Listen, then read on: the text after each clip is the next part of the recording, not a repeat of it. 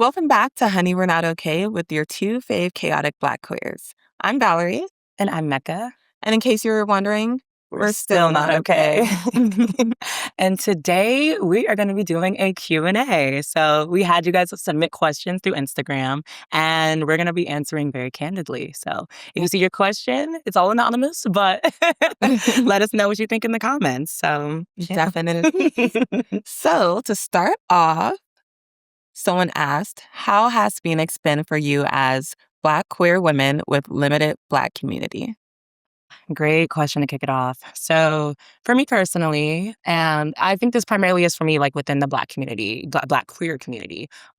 But it's been fun. It's been like affirming to just be like, oh my God, there's other Black gay people. Because I didn't have a community at all. Like, especially moving from Iowa to Chicago to Cali, like I didn't have time to like form those bonds, especially being out. So here it's been so lovely to like find that community period. But I've noticed it can get a little cliquey, which is wild because it's so small. So I was like, how do we have the time to even create subgroups within the subgroup within the subgroup? That's crazy. So that part is a little challenging to me because it's like I'm trying to figure out my place in it all. And then also like trying not to like step on toes accidentally because I am a weirdo and very much misunderstood sometimes. So like trying to understand like, okay, which group is for me? And if this person's beefed out with this person, does that mean I'm beefed out with them? Like it's just a lot of that, a lot of those like politics that I'm like trying to navigate. So not necessarily like the end of the world, but for it being such a small community, I just kind of think I went into it being like, oh yeah, like we're all Black, we're all gay, let's have fun. And that's not necessarily the case. So that's a little hard to navigate, but you move anyway. And there's gyms all around the community. So I'm grateful for that. No, definitely. And I completely agree. Okay, next question. No. Oh, cheater. But for me, I definitely do agree with that because I feel like I had this idea, especially growing up in Arizona in the suburbs, I didn't see a lot of people that looked like me. So when I saw people that looked like me, straight or queer, Right. I just get excited. Like, honestly, most of my friends are Black. Yeah. And that's because when you're deprived of something, once you get a little taste, you just hold on.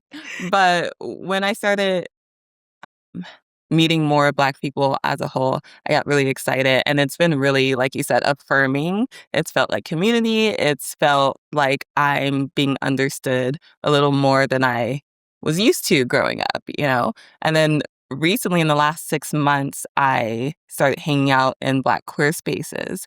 And it's been so fun. And I've loved, honestly, mostly everyone I've met. And I've felt inspired and I've felt very creative, if that makes sense. Ooh, that's a beautiful way. It's definitely triggering more creativity for me. But there are cliques. And I won't say it's common, to be honest, now that I think about it. Yeah. But I will say if you upset anyone, that's when you'll start to see the clickiness happening. Yeah. And then people don't know how to move around you. And we're such a small community, so we're all going to the same spaces. Yeah. And so it makes things uncomfortable. And like her, she's a weirdo, I'm a freak. So like we don't know what to do. No, we literally cue don't. song. I'm a creep. Oh, creep is what I meant. But yeah, it's affirming, but awkward if you upset someone because we're a small community. Great way to put it. Yeah. And our next question is, if this chapter of your life could be titled anything, what would it be? Drake Summer. Not because I co-sign with any bullshit that Drake's done, but because his past albums, with Marvin's Room, Controlla, like those are kind of classic. I'm sorry. And I was reminded of this when I listened to Marvin's Room a couple months ago.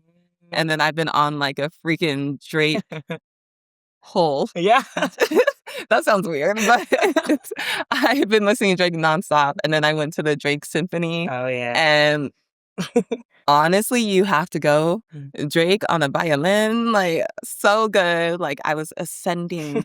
Um, so I just feel like because the music's really good, and then he was in his player, but sad boy, but like talking to all the baddies vibe, I think that just fits me Mm. right now. But less toxic. Period. What about you? So I would title it Insecure, but defined as the literal TV show. The way Issa Rae summed up that feeling of being kind of like out of place in your late 20s, trying to navigate, like she literally worked at a nonprofit. She was juggling like different romantic issues and partners and trying to find her place in the world. And it's like insecure on like a grand scale, not on a, like I look in the mirror and I'm like, "Ugh," like it's more of a like, what is my place in this world? And I just relate to her so heavy in a positive way though, because she gets her shit together. Like she really pulls it up. So I feel like I'm in that chapter where I can feel so many similarities to the TV show and the arc that Issa went on. I'm just like, okay, like cool. I'm not like crazy. This happens for people where they're just like, I don't know what the flip's going on. I'm gonna make something happen. And so that was how I would title this chapter for sure. I like that. I like that. I like that. Yeah, Honestly, I'm in a daze, guys. I don't know what's going on ever. So another question is, do you think people are honest about their capacity for open relationships, or do they overestimate themselves? Target. Anyway, you can answer first. You're so okay for this one.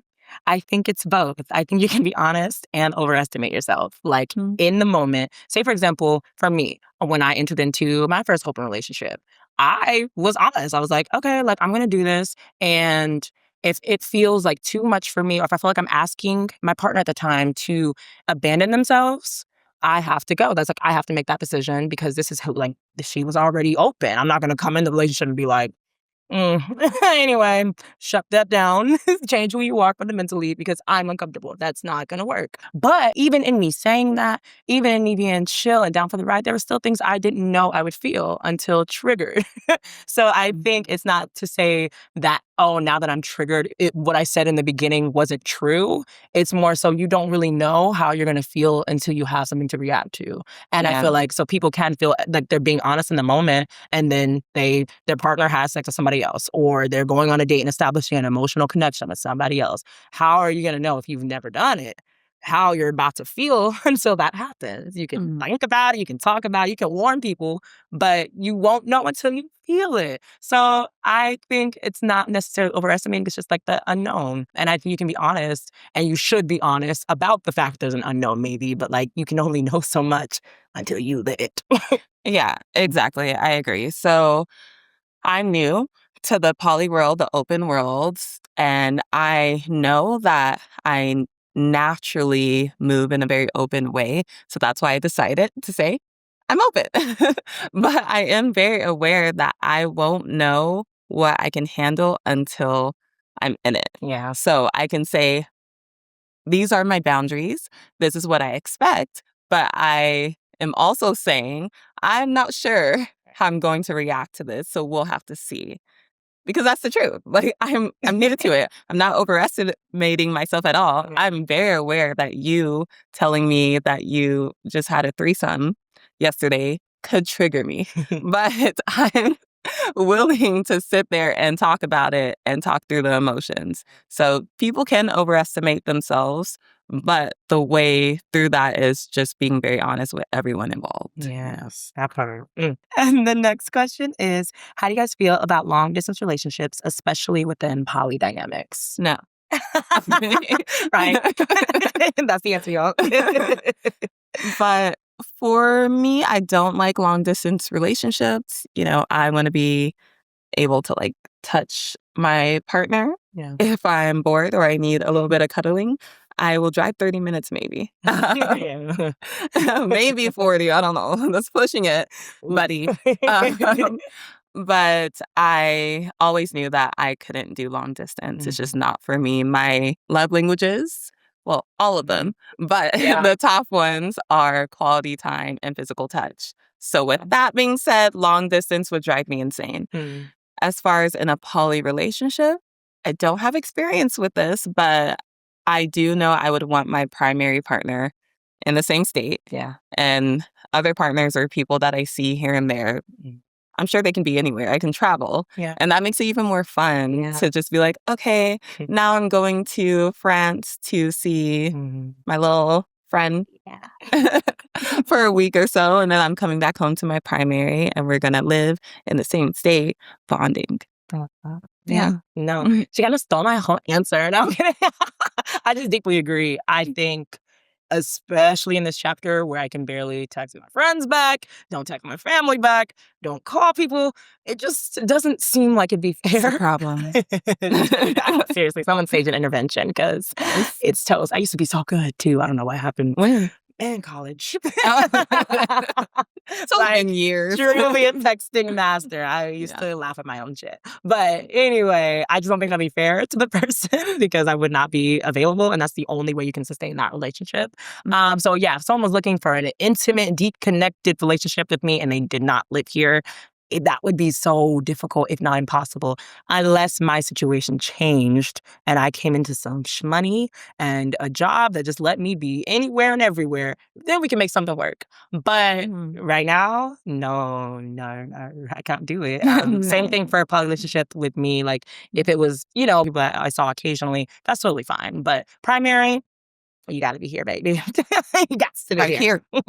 The next question is, has there been conflict in the friendship? What has repair looked like? Yes. I definitely feel like we're also a couple overthinkers. So I think we'll do something slightly offensive to the other and then we overthink it and that creates the conflict, I think. But the repair is typically pretty easy. Repair looks like one of us saying, hey, what's going on? Yeah, what's that? Like, yeah, literally just like what's going on? Because we're very like just open and honest with each other. So that really helps it. So it looks like, hey, what's going on? Are you okay? Yeah. I feel like this. I feel like this. Oh, I see what you're saying. Oh, I can see why you would feel that way. It's pretty straightforward. And then, we move on. Yeah. Like, that was a great answer. And I guess like conflict for us, I think it's very natural in the sense that I feel like anytime you have a long-term like friendship, relationship, whatever it is with someone, you're gonna like butt heads on things, and then we're both neurodivergent in different forms. So like I lean more ADHD in my head. She might have a mixture of some things. And some things, plural. The diagnoses. Okay. But no, we're both a little quirky. And so I feel like sometimes like we'll fall into stuff with like tone or word choice, like very like subtle things and nuances. But like you said, because we're overthinkers, it can like feel, especially, and we also have so much love for each other. And I think it's just like, why would you do that? Or like, why did you say literally? Like, I don't understand. Like, what happened? Yeah. So I think that's usually what the conflict is stemming from is like we both crave to be understood and we both see each other as safe people. So anytime that, naturally there's a misunderstanding or a disagreement that's going to hurt extra when it's the person that you're like, so I think that's where it stems from. But repair, like you said, is just a lot of like conversation.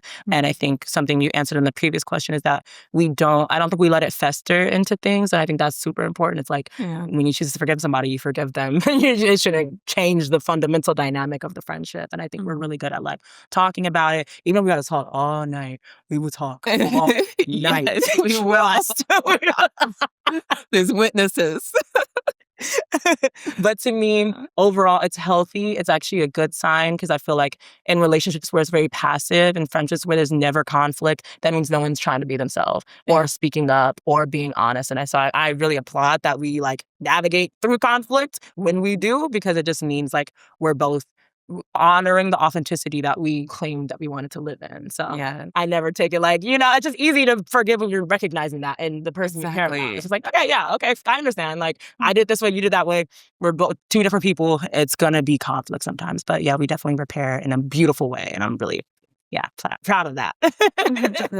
Said eloquently. Okay. Do you think people sometimes keep people around for emotional security while exploring other options? Target it. Good question, Great but question. every time I feel targeted, I'm gonna say it. I also feel targeted. That's Yeah. fine. That's okay. That's fine. Okay. My answer to this would be absolutely. Why? Because people are not perfect. I don't think they always would even consciously. I think it's just like everybody in a way just wants to be comfortable. And it's messed up, I guess, to do that to people, but it happens. And in terms of keeping them around, though, I don't think that happens as often. I think you'll do that for a season, a moment, but eventually, if you're a good person, you cut that off. Like, you're gonna hold that and be like, okay, this is what I'm doing. Let me correct it. Versus being like, no, I'm gonna use this person and just gonna be around until I find my soulmate. That's fucked up. Yeah. But it happens. It does. That's It it does does. happen. Yeah. Yeah. That's my answer. Yeah. And I agree. So people do that. Do that. People they do that. They do that sometimes.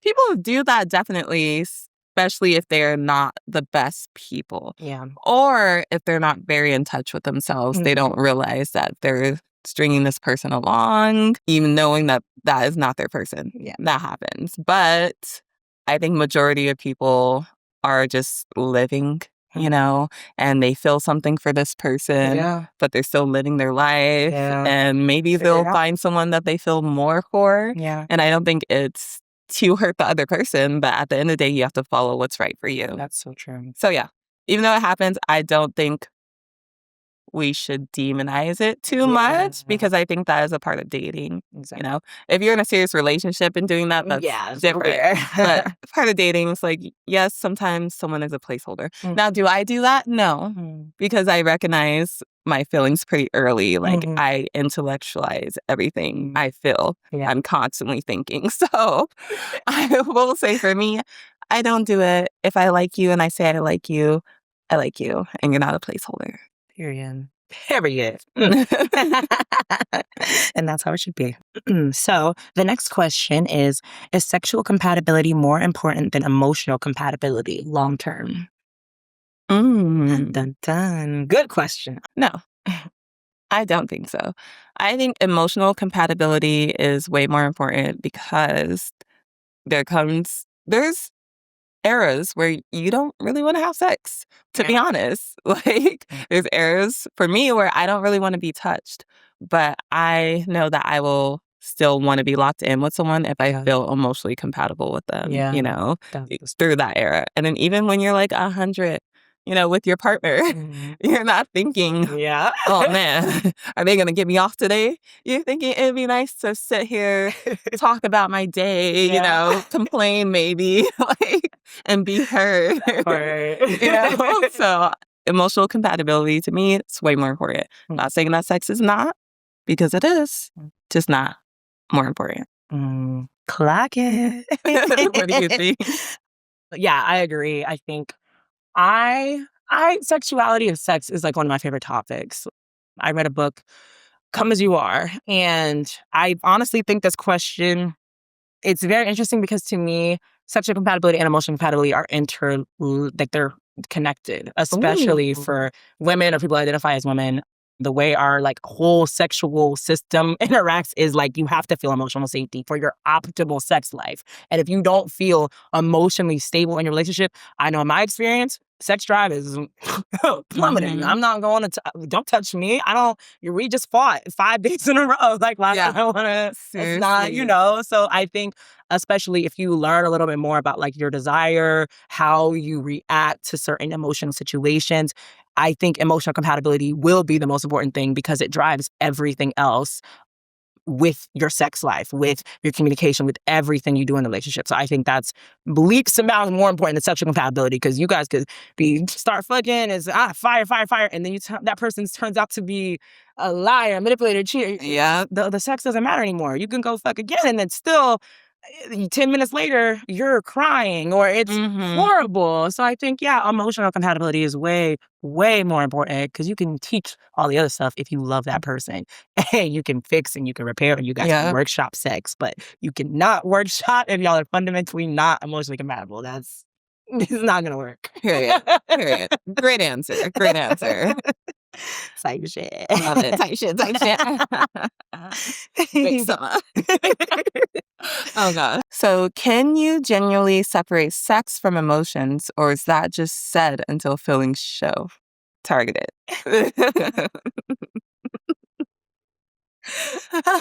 Oh, What's your opinion, Mecca? oh my gosh. Okay.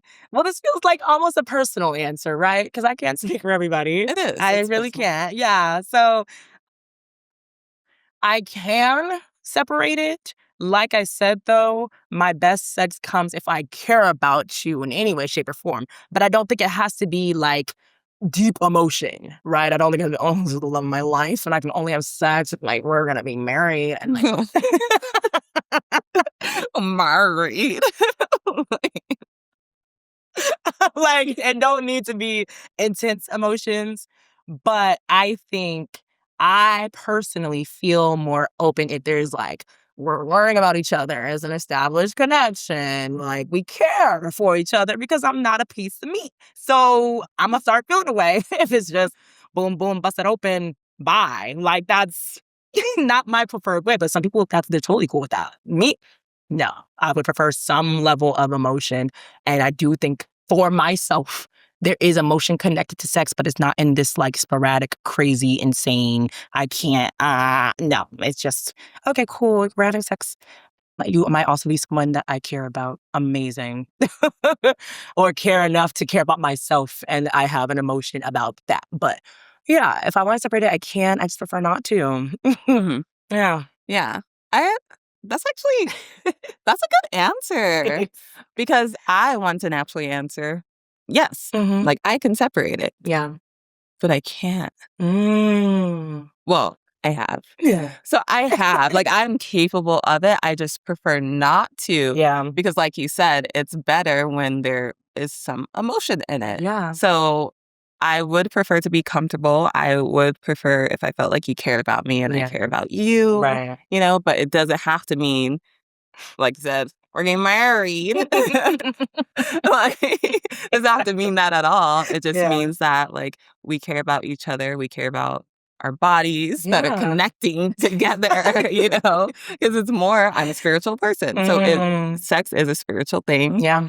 and it's supposed to feel good. Yeah. In order for it to feel good, you got to be emotionally connected in some way, Some way. in my opinion. Yeah. So, yeah, I can separate it. I have, but feels better when you don't. Oh, wait, sorry. Let me also address the last part. So, Oh, I forgot is about that that part. said until feelings show? Uh, So, no. I think to be more specific, I am able to separate sex and the emotions that come with sex from wanting a relationship. mm, That doesn't change for me because I have boxes for everyone. Yeah. So I can have good sex with someone and, really care about them and still know that we're not going to work in a partnership Mhm. because the partner I want is moving, like presents differently or, acts differently. That doesn't take away from either one, but I just know which boxes to place people in. And it's not a struggle for me. And it doesn't typically change unless the foundation of a person changes, Like, does that make sense? Yeah. And that doesn't really happen. Yeah, 1,000%. Yeah, agreed. I feel like I've been in situations where because sex is introduced, the expectation changes. And to me, that starts getting uncomfortable perhaps because I'm just like, oh, like I still feel the emotions for this person. I still feel like, okay, cool, like safety, blah, blah, blah. But I'm cool with experiencing that within the sexual bubble, whether that's we're consistent sex partners, whether we're friends of benefits, whether there's a situationship, whatever, like I'm cool with staying with that title. If everything else, I'm already in my head, like, yeah, like, okay, no, I'm not ready to date, or I'm not looking for that with you, or we're not compatible in the other ways. So let's leave it. But I've been on the side where it's like, oh, well, we're having consistent sex, so you're gonna be my girlfriend, right? What are we? And then I have to be like, oh, now it's dramatic. So I think some people really do struggle with separating that because it is intimate, right? It is intimate and it can get deep and you can be having sex that's just your mind's off, but you just have to sit down and ground and be like, remember, baby, this ain't that. Yeah. So yeah, in my experience, it's a little awkward to be on the other side where it's like we've had the boundaries, we've had the talks, sex is introduced, and now suddenly you want to elevate the relationship in a way that I'm not seeing the relationship going, you know? Yeah. So yeah, it's a little funky. It's funky. It's natural, normal. Yeah. But it's uncomfortable when you're on the other side. Exactly. Yeah, it's so intrusive. Very. I love it. Next question is, how do either of you feel about dating friends' exes? So I'm real serious about the girl code, and I'm a very open, honest person. That being said, I can see in some situations where someone's friend and their ex are actually more compatible and low-key soulmates, especially if they've like kind of all known each other for a long time. I do see how that could happen. Yeah. But for me, I would never feel comfortable dating any of my friends' exes. I would always just feel like, can I bring them around? Now, did I lose a friend? Is she saying she's okay with it? And she's not. It would make me overthink way too much. And honestly, my friends are similar to me. So if you guys didn't make it, we're not going to make it. It's not going to work, especially in regards to Meccah. We're different, but we're also very similar. So anything her exes did that did not go well with her, they don't go well with me. Yeah. They would have to change completely as people. Yeah. So if that happens, I could see myself maybe. Probably not. There's so many people in the world. There's so many people in the world. I don't even want to circle back to my exes. Why would I circle back to my friends' exes? So no judgment, because I can see why it could happen, but personally, it's just not for me. Amen. Amen. Yeah, I feel like it's just very tricky to do that, especially depending on the context of the breakup for that friend. Like, if I knew the relationship was really toxic or painful for my friend, I would feel just like a piece of shit, honestly, pursuing someone that harmed them, even if it was like, there's three sides of the story, whatever. But it just wouldn't feel right for me. And I feel like it would be a choice that I'd be making over the friendship. Like, if I pursued that, I'm understanding I may never be close with this person ever again because I listened, I sat, I was their confidant with this person, and then I decided, with all this information, I get a little shiesty. I just think it's a dangerous slope, but I think polyamory makes it a little interesting too. Oh, right? Because I'd had breakups where it was so casual that I wouldn't, like, if I saw another partner, like a less involved partner dating that person, I would be like, oh my God. Or if a friend was dating someone that I dated for like 2 weeks, I don't know if I feel like, oh my God, like, you're betraying me. I just be like, oh yeah, like, they cool. Go ahead. So I think it's levels. But yeah, maybe like a long-term committed relationship, I would feel uncomfortable. But if it was like partner of a partner or a secondary or something a little more disconnected, and I like was very clearly not having any like extra emotion about it, I wouldn't really care as much. But overall, I agree. I think there's more fish in the sea. If you can find someone not from your friend's history, you can not do that. Like, again, no judgment. But I just don't think, you avoid the drama of it all. Like, I don't know. But, it's complicated. If they ex is fine, there's no emotion there. It was casual. It was a chill little relationship. And your friend gave you a pure, wholehearted yes, maybe. Will I do it? No. At the end of the day, we get it, yeah, but we don't get it, So, next question. What's the difference between being understanding and making excuses for someone? Ooh. Now I got some bite on it. Yeah. I don't think that one was targeted. Oh. You think it was? I don't know. It's a great question. It is a great question, yeah. Damn. I should have sat with this one. Okay. The difference between being understanding and making excuses for someone. Huh. Ooh, you ate with that. Okay. For me, what I'm realizing, because I think that's a very easy cycle to fall into when you care about someone and you want to see the Mm. best in people often, you can make a lot of excuses. I think being understanding, it comes down to boundaries, right? Like you can understand a situation and still recognize that it's inexcusable. Like if I have a friend and they're drunk, or like there's a situation that I feel like, okay, I understand why this person's doing it because they had a rough childhood or they had like this issue with their parents, and I understand why they might have acted that way, but it still caused harm. I can understand where you're coming from and also try to hold you accountable. Like it can be both. So I think the line is when it's starting to like spill out from that person. Like now your actions are harming other people.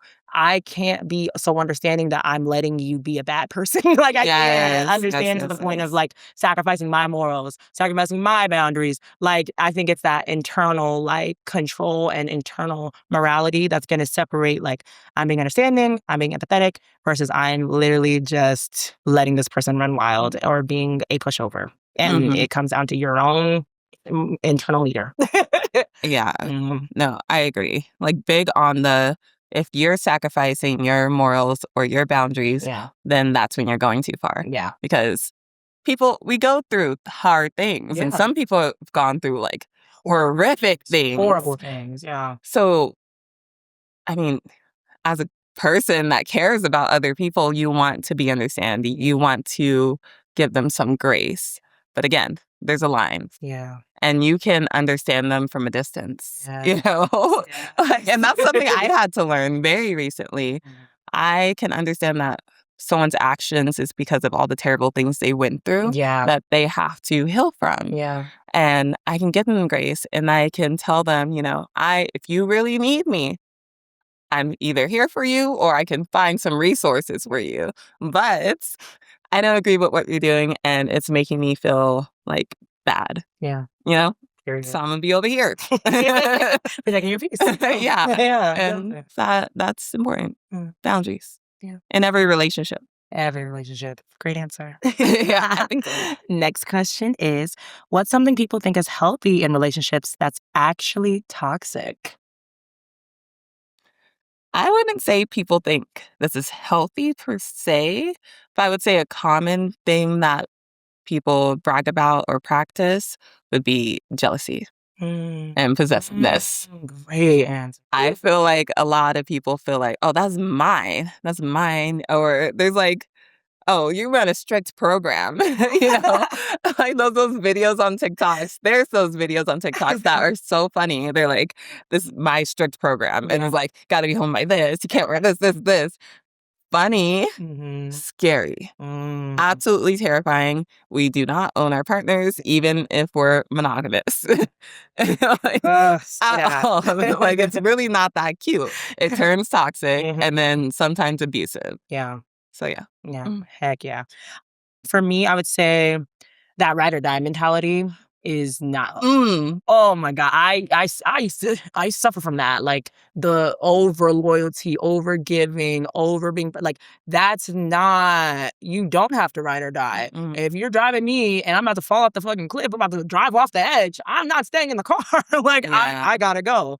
So I think people romanticize that like blind loyalty. They romanticize people being mind readers for them. They romanticize like, oh, you're my person, so you do this, like you stay here. And it's like, no, that's not Mhm. okay. That's usually going to end up in a huge power imbalance. It's going to end up with someone compromising themselves and resenting their partner. Mhm. So that's a no for me. And I think we need to unlearn that as a culture. It is not ride or die. Their divorce rate can stay high. It can not stay high. People are getting out of situations that are not healthy for them. Even if you're Yes. at the tail end of it, shoot, like even if I'm not healthy for somebody, okay, that sucks, that hurts. Leave me though, Yeah, like leave no, me for real. either direction. So yeah, drop the ride or die stuff. No, thank you. Yes. Thank you. So I always used to tell people I'm not a ride or die. Mhm. That was a lie. That was a lie. I am. I'm a ride or die with boundaries now, but I Mhm. am because I was raised with unconditional love, Yeah, So yeah, I feel the need to give that out to people. yeah. And that, again, has put me in some really bad situations where I'm just like, dealing with a lot of terrible things, but I'm staying there because, like we just answered, this person's gone through a lot. They need love, Yeah. You got to stay there with them. Yeah, the over empathy. Yeah. But I've always been against it. I just did not connect it to what I was doing. So Yeah. now that I know, Mm. I am not a ride or die Mm. at all. You will get left in the freaking dirt, okay? And even if I still have love for you, it's Yeah. from a distance, okay? We So did a yeah, love episode. I love that you said that. Thank you. Okay. So, next question is, how often per week do you guys think you and your significant other should be having sex? Monday, Tuesday, Wednesday, Thursday, Friday, Saturday, Sunday, Monday. Monday, Tuesday, Wednesday, Thursday. That's what however it goes. Off days. No. I honestly think it's 0 to 7 days. I don't think there's a number. Yeah. I think it changes by week, it changes by year. I don't think we should have to hold ourselves to a number, especially in a healthy partnership, partner that loves you. Sometimes I want to have sex every day. Like, sometimes it's like, please. Like, other weeks, I just don't want to be touched, like I previously mentioned. Yeah. So I don't have a number. I think you just have to do what's right for you and what's right for your partner. Yeah. Hell yeah. I agree with everything that said. I would say, I guess to make it like my next relationship or whatever, for me, if I had to choose a number, I would say I feel like 2 to 3 times per week is healthy, would feel good for me.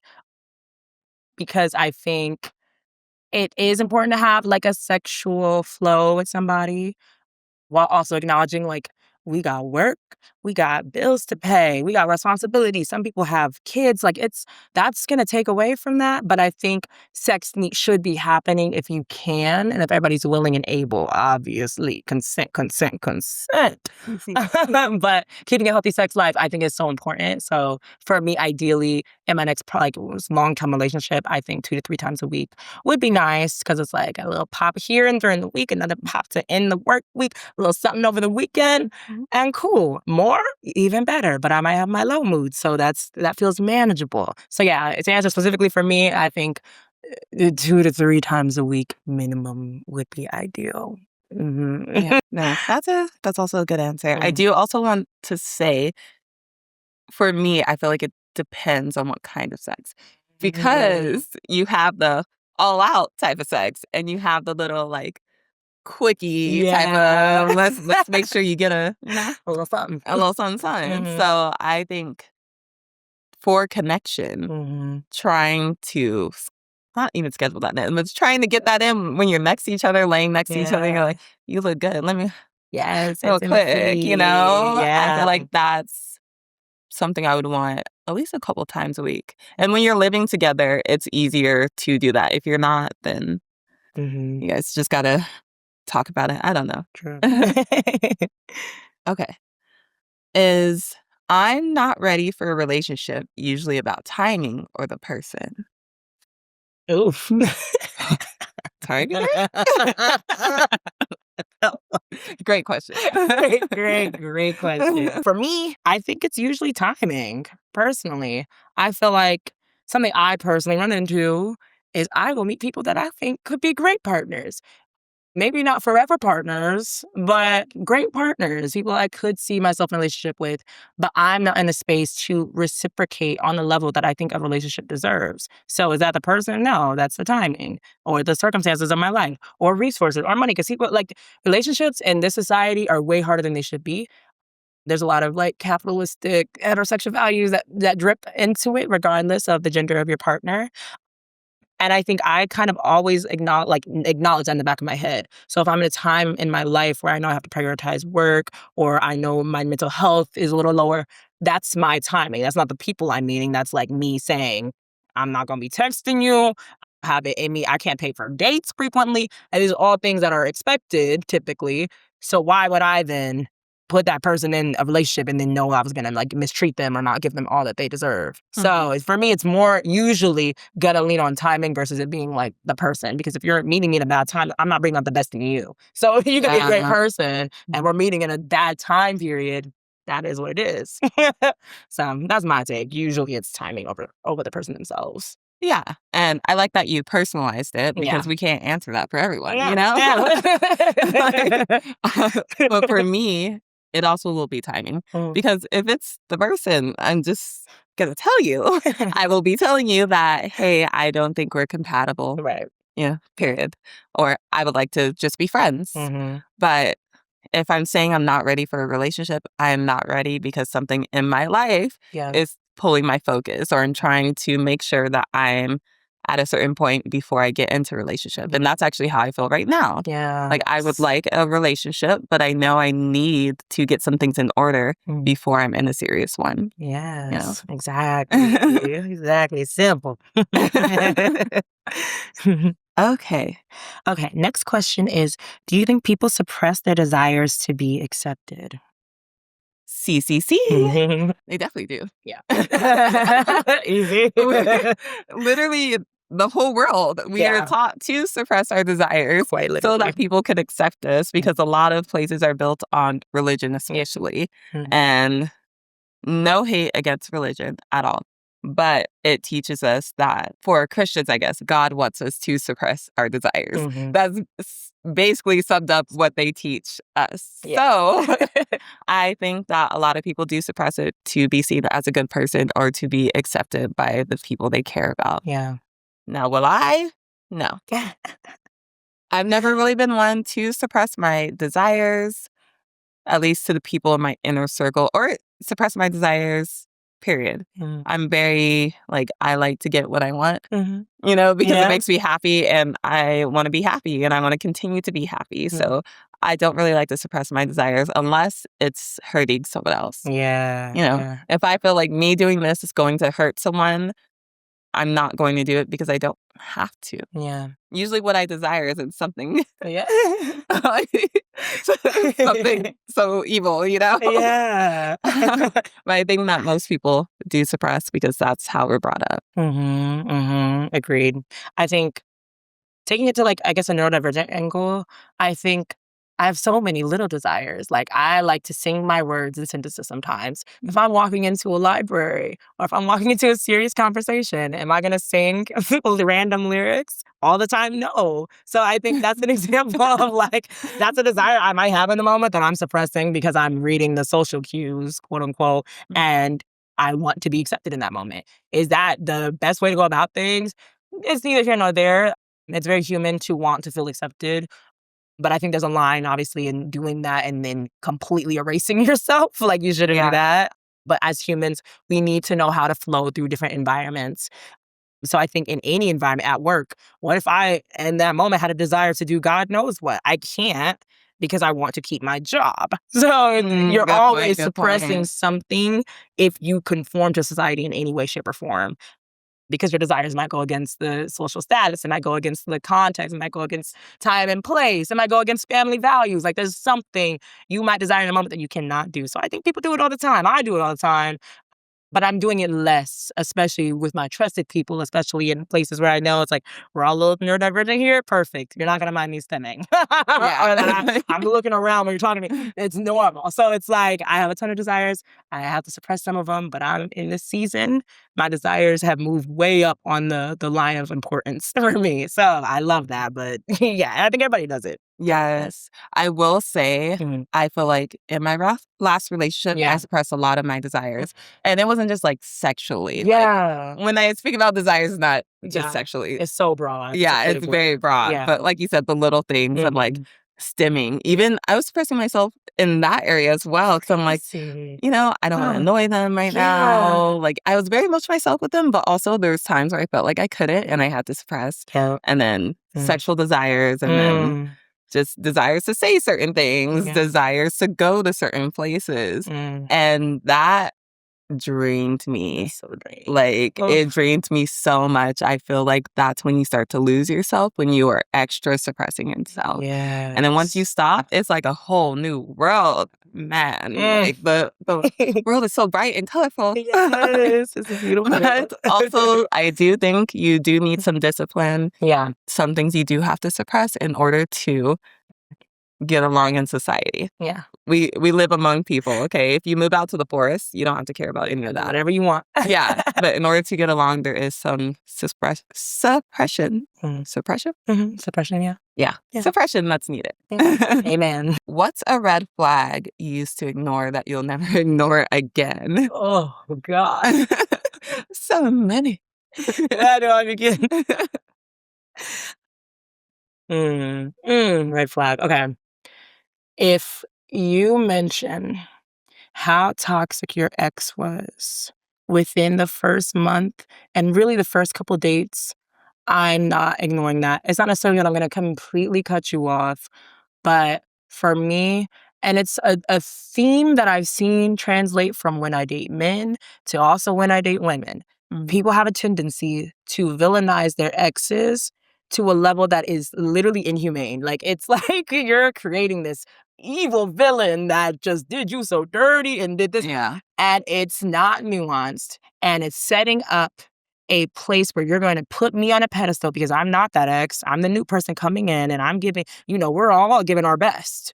And suddenly, when I start being a human, when I start showing flaws, now, suddenly, either one, the ex is back in the picture somehow, okay, or two, like, when you do that, you're not living with yourself. It's one thing to acknowledge someone did this, it was harmful, absolutely, but if you're driving that home, it's giving to me that there's a cycle within you that you haven't sat down to break, and you're jumping to the next person to try to exercise that out of yourself instead of once again being like, you know what, it was a little fucked up on both ends. Like, I did this, you did that, whatever. But I just think it's odd if we're talking about a past relationship, one, so early, and two, all that I'm hearing is they did this, they did that, they did that.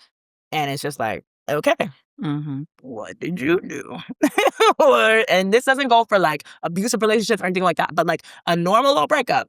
And you're hounding my ex was just evil, horrible, blah, blah, blah. I'm looking at you. Like, why are all of your exes, or why is this so, are you there? Are you still emotionally there? So that's a red flag. If I hear that, you're not gonna get to the top of my list because I'm concerned. I'm concerned. Yeah. No, that's really good. That's a good one. Yes, that is one of the top ones. Please see yourself. Like, be aware that you're not perfect, or I'm scared you're a narcissist. For me, there's so many. Yeah. But I'll keep it simple.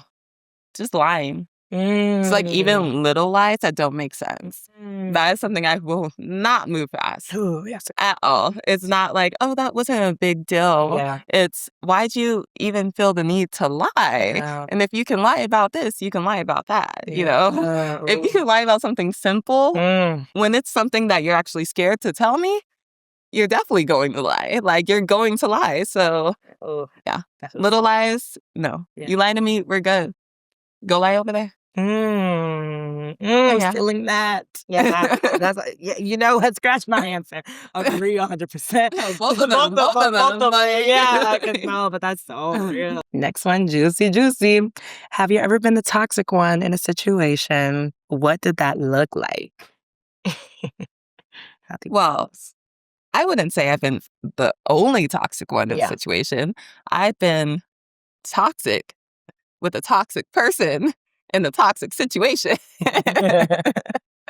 And it's like different things. I think of even situationships because, again, I've only been in one serious relationship.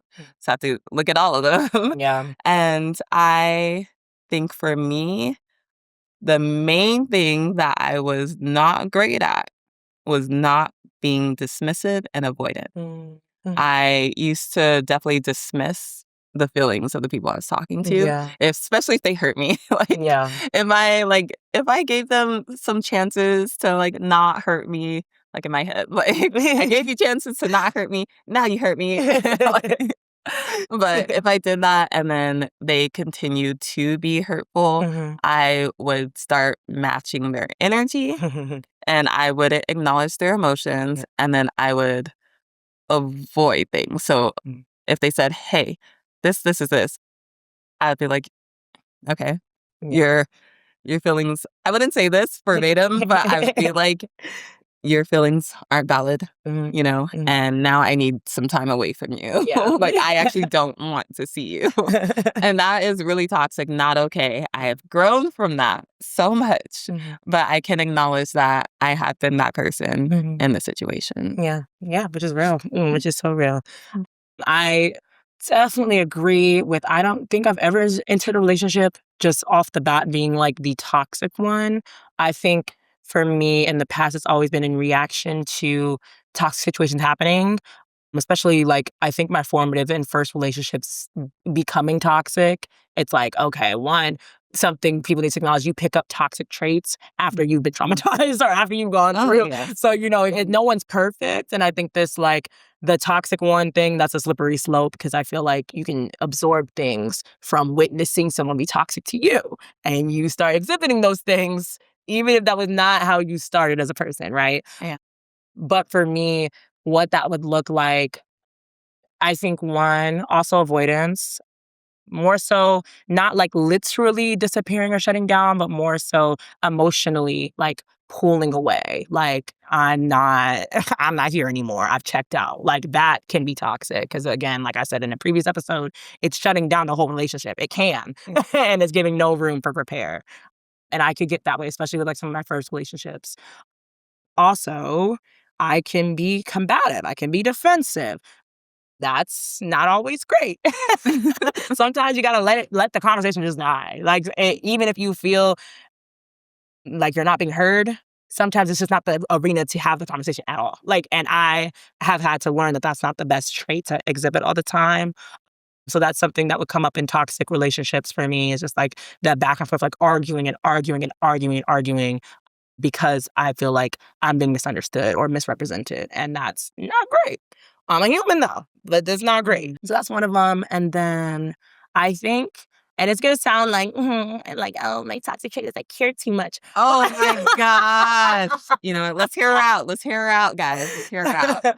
But I would say like people pleasing in general could have been a toxic trait.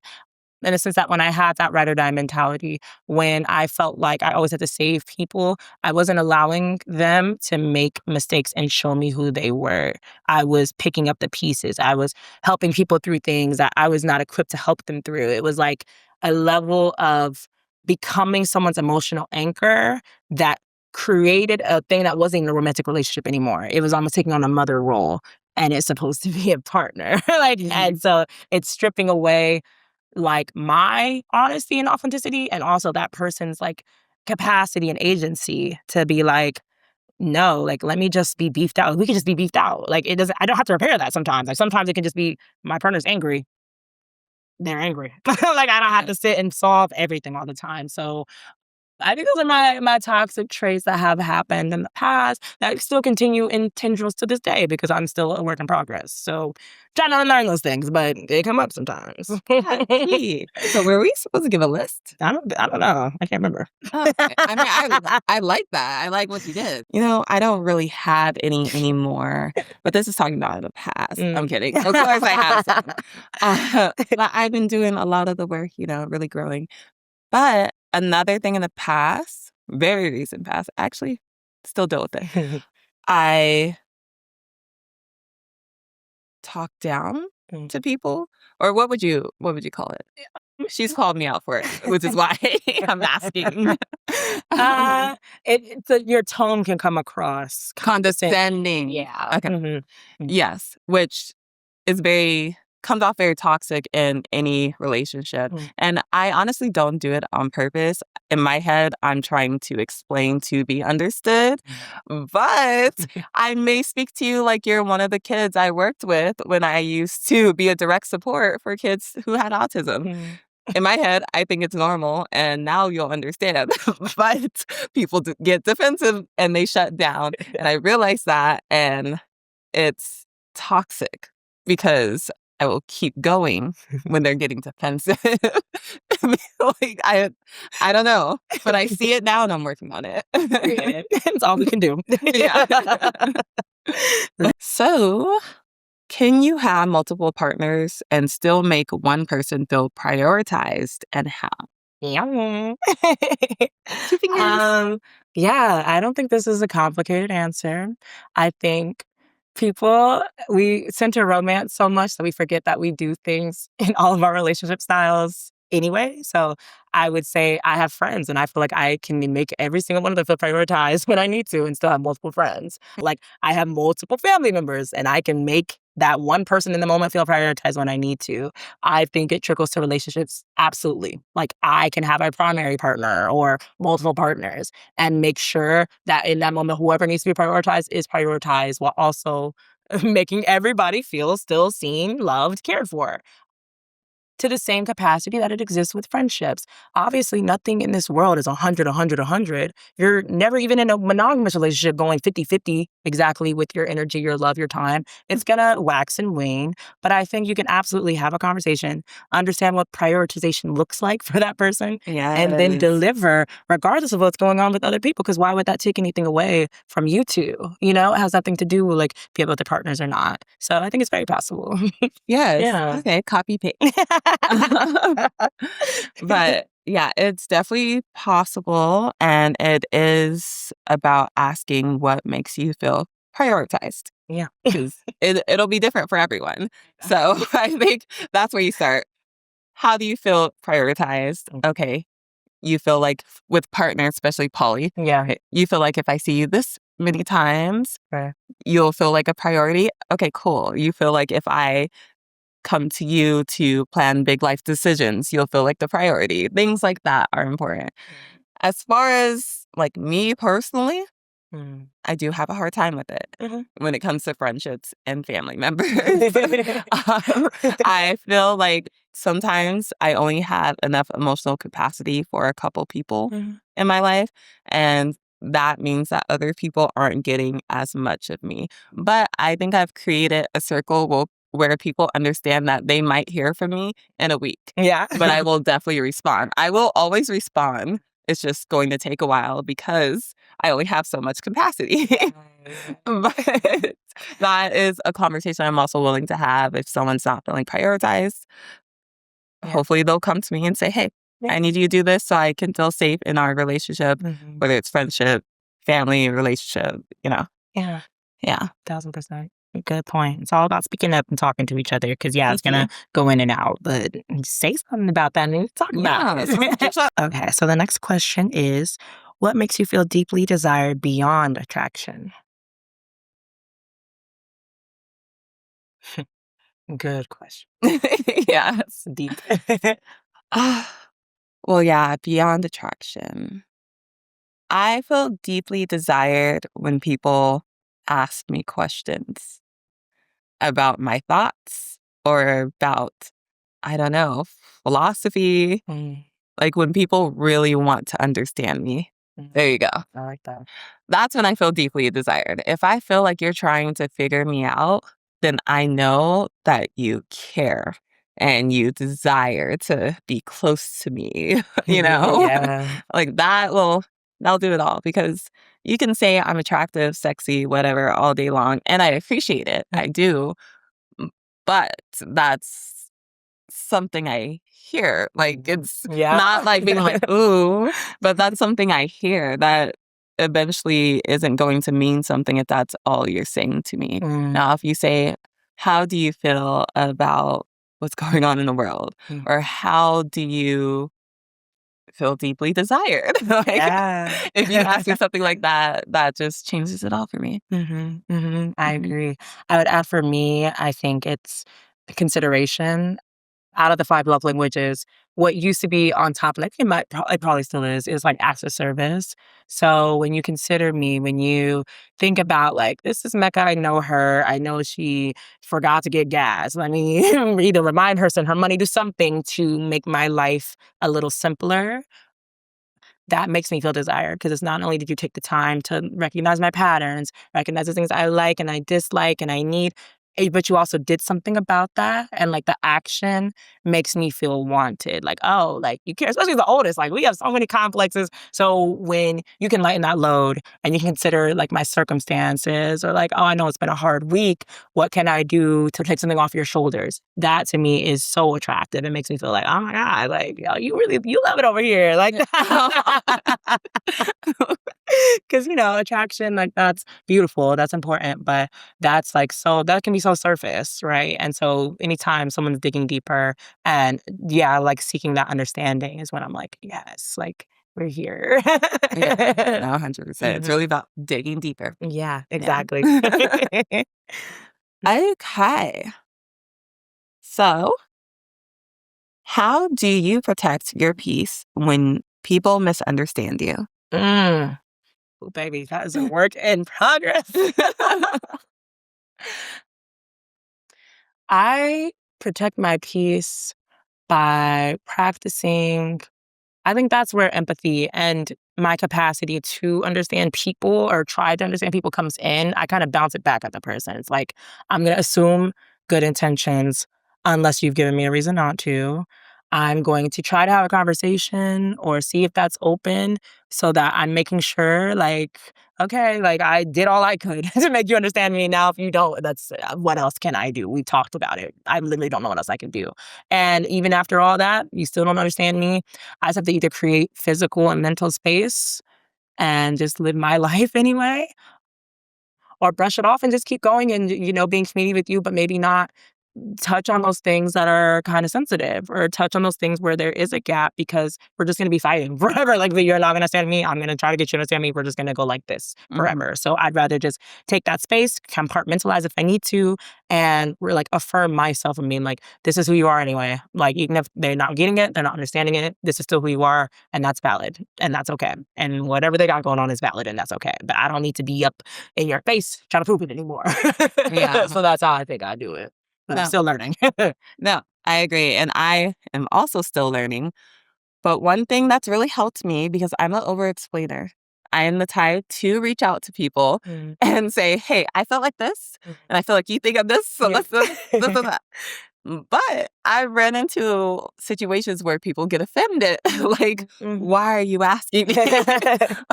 And it creates even more of a misunderstanding. Yeah, So I have learned to let it go. yeah, You know, people are exactly. going to misunderstand me. Yeah. I can't do anything about that. Like, it's not a perfect world. Nope. So if I am not close to you and I feel like you don't like me or you're misunderstanding me, I'm going to let you feel that. Yeah.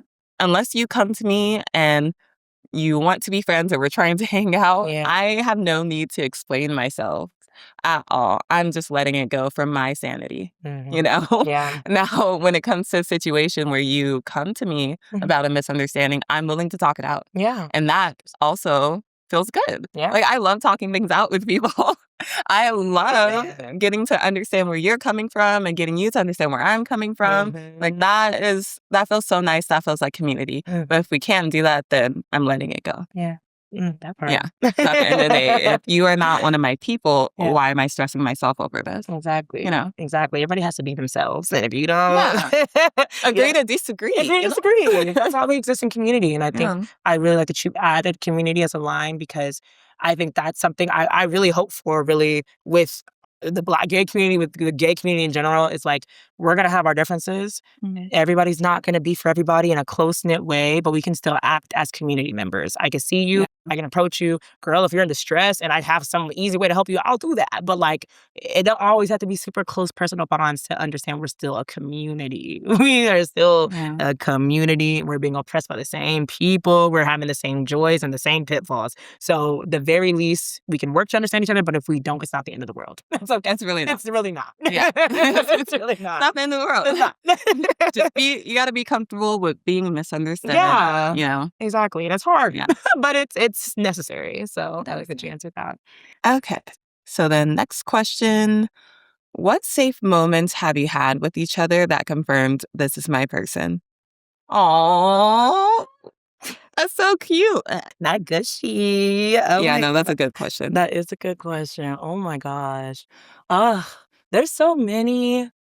I feel like I like to bring it to the beginning, not the beginning, but like when I felt like our friendship was transforming. Even just the way like you took care of me at raves and stuff like that. It was like, I think that was the building blocks of being like, I didn't know that. yeah, just was like, that's so big for me, like feeling protected. And I felt that with you pretty early on, even before it like deepened and deepened and deepened. Wait, stop talking.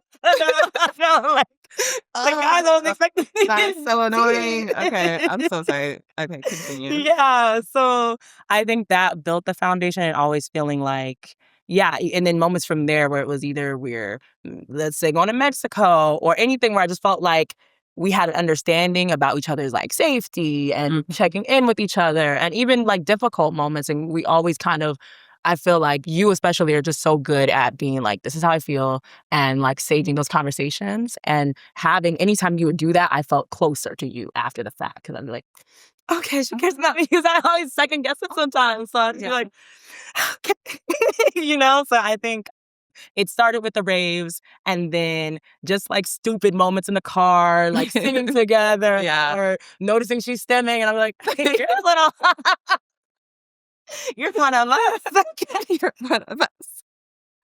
Oh my gosh. And just, the late, deep conversations, getting in the studio together. We just had so many just like peak moments that I feel like people, like when you think of like a best friend or a friendship that's monumental, I feel like we've had so many of those in such condensed time. And it's just like, I have a Rolodex of just like, yeah, we did this, we went this. And just, I'm just very, very grateful. So. Oh my gosh. Okay. I'm grateful for you too, or whatever.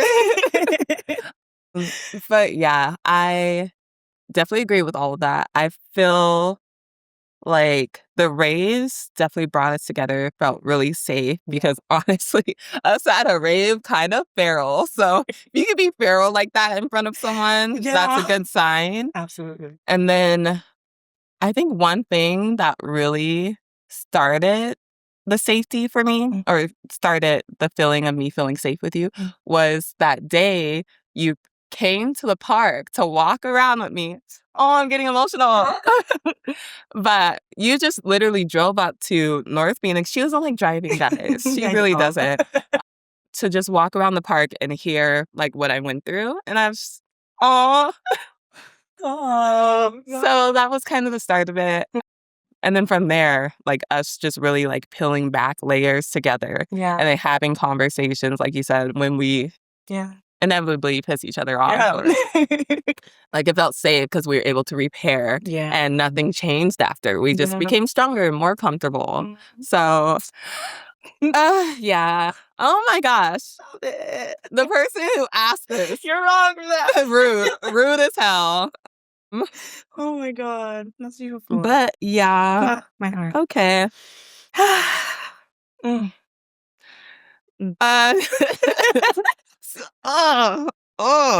I gotta? Okay.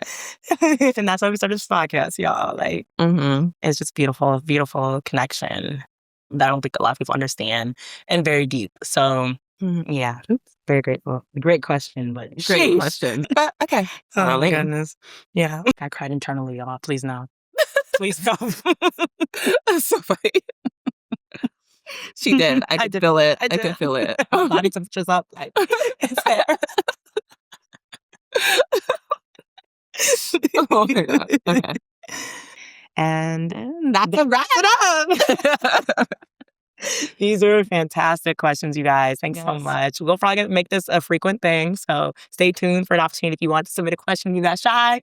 We answer honestly. So go ahead and submit it. And thank you guys for these beautiful, beautiful questions. A lot to think about. And like she said, amazing questions. And please feel comfortable to throw questions in next time. We understand it's not anonymous on Instagram, but we are not going to judge you. I think all of these questions were great. Even the ones I said targeted. I'm joking. They're great questions. So, like you said, thank you. And until next time, bye. Bye. See you on the next episode.